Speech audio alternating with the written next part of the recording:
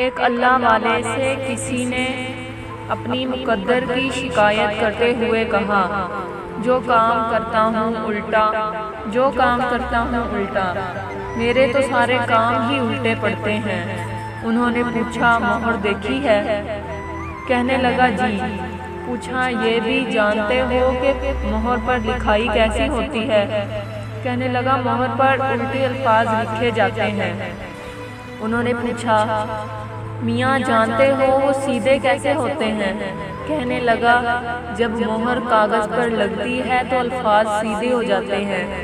آپ نے فرمایا، جس طرح مہر اپنا ماتھا کاغذ پر ٹیکتی ہے تو اس کے الٹے الفاظ سیدھے ہو جاتے ہیں، اسی طرح تو بھی وضو کر کے مسجد جا اور اپنے مالک کے حضور ماتھا ٹیک، سجدہ کر، تیرے بھی الٹے کام سیدھے ہو جائیں گے۔